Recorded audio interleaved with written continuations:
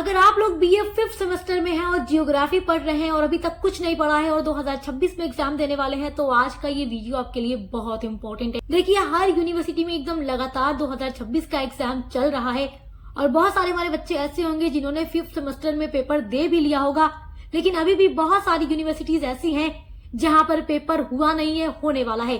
तो अगर आपकी यूनिवर्सिटी में भी पेपर अभी नहीं हुआ है और आप जियोग्राफी का पेपर देने वाले हैं तो जियोग्राफी के paper number 2 basic of remote sensing and GIS का पूरा मॉडल पेपर मैं आप लोगों के सामने लेकर आ गई हूँ।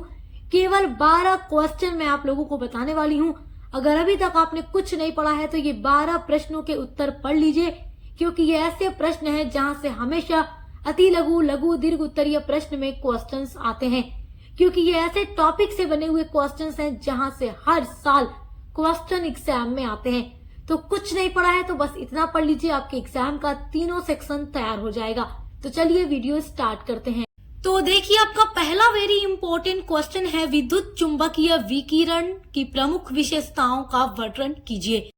ये आपका बहुत ही इंपॉर्टेंट क्वेश्चन है और पिछले 3-4 सालों के पेपर को देखने के बाद ही आज का ये लिखित मॉडल पेपर हमने आपके लिए तैयार किया है। ये सारे ऐसे क्वेश्चंस आज की वीडियो में हमने रखा है जो हर बार हर यूनिवर्सिटी के एग्जाम में हर साल रिपीट होता है। आपका दूसरा वेरी इंपॉर्टेंट क्वेश्चन है, सैटेलाइट के प्रकारों का संक्षिप्त विवरण कीजिए। This is very important question. Satellite के कितने प्रकार हैं उनका विवरण दीजिए। ये प्रश्न कई बार पूछ चुका है, आपसे भी पूछेगा, तैयार रखिएगा।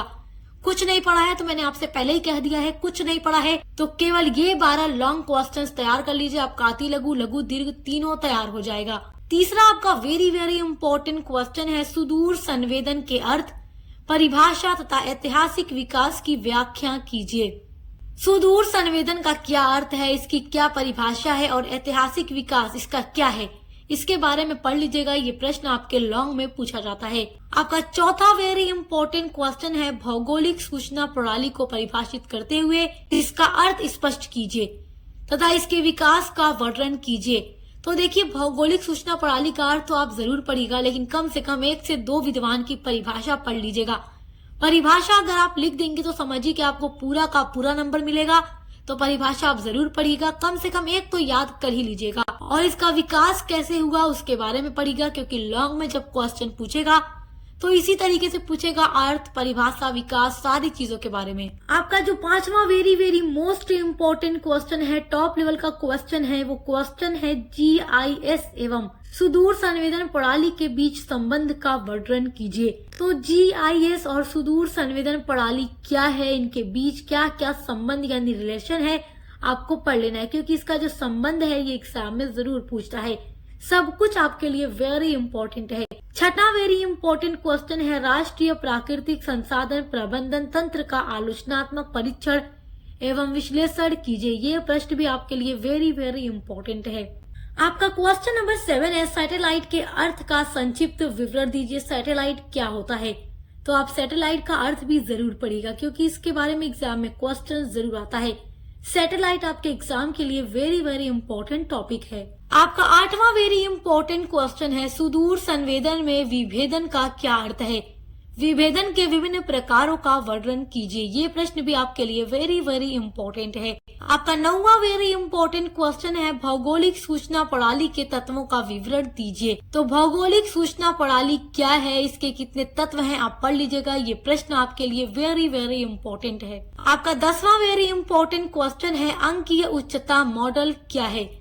अंकीय उच्चता मॉडल ये बहुत इंपॉर्टेंट टॉपिक है और यहाँ से क्वेश्चन जरूर बनता है। 11वां वेरी इंपॉर्टेंट क्वेश्चन है, GPS क्या है, ये आपसे जरूर पूछेगा। ये आपके सिलेबस का बहुत ही इंपॉर्टेंट टॉपिक है।